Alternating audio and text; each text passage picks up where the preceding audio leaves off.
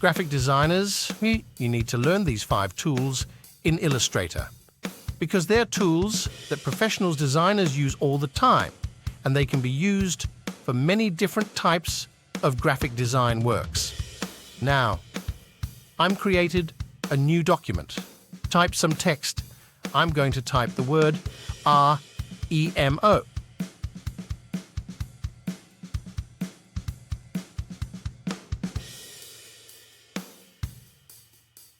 And then I'm going to pick font Pacifico Regular and then customize some of the font settings. And I'm going to lock the selection so it doesn't move, and then select our first proper tool for this video, everyone's favorite, the pen tool. Now make sure that you have no fill selected and you have a stroke. And I am going to click this and I'm going to set the color to something really bright like blue. And then what I can do is zoom in nice and close and click on the start of the R and then click and drag to draw out a curve. Now, because I am tracing over an existing font, I'm going to try and keep my pen tool running down the center. So let's click again. Drag around and continue the tracing. Then we go, that's looking pretty good. Now I'm going to select everything and then bump up that stroke weight. Next, let's unlock everything.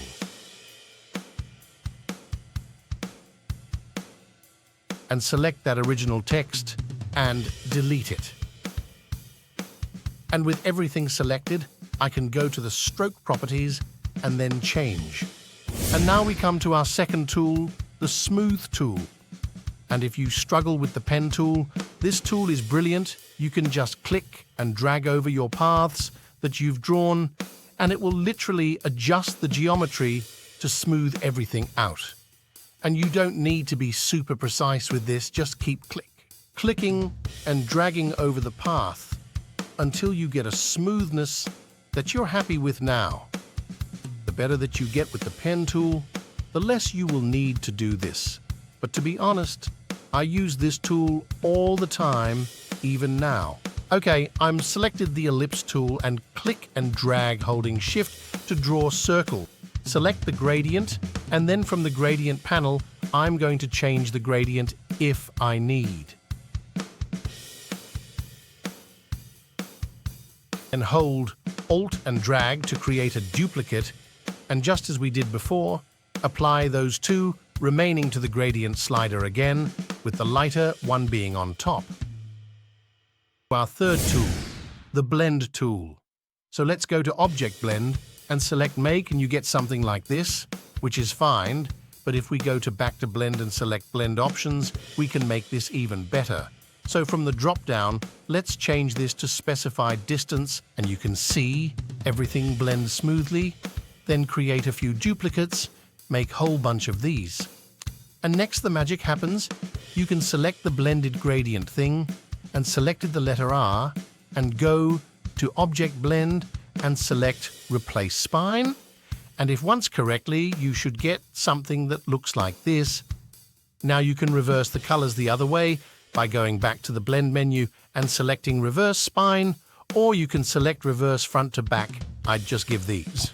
So I'm following the previous one. Go inside the Blend group and select the individual circle, adjust the size, and you can make these shapes bigger or smaller. And as you can see, the width of your letter will then be adjusted accordingly. Then exit the blended group. Okay, then you will give the same method to other letters. Now remember, we draw the O with the ellipse tool rather the pencil, and if we try and do the same technique here, we end up with this. Well, no idea why, but there is a workaround which neatly bring me. On the fourth tool, the scissor tool, and this can be used to make cuts along a path, that existing anchor point, and then click on the path just next to it to create a cut. And you can see this cut has added another anchor point. And with the direct selection tool, I can click in between them and hit delete or backspace to create a gap. Now the gap is so small that can't actually see it, so if we try this again, the blending options. Then right back to the pen tool again. I'm going to click and drag to draw the stroke, and then eyedropper tool, and instead of clicking to sample the color, I'm going to hold Shift and click, and it will sample the exact color, the stroke weight, and then the stroke properties. We'll change the cap type to round, which brings me on to our fifth tool, the width tool. Click on an anchor point, and I can use this to adjust the width. So you can see I've made the top end a bit chunkier, and the bottom end I'm going to make a thinner. Okay, then you will place the stroke in the different areas of our text. Now you can see the final output.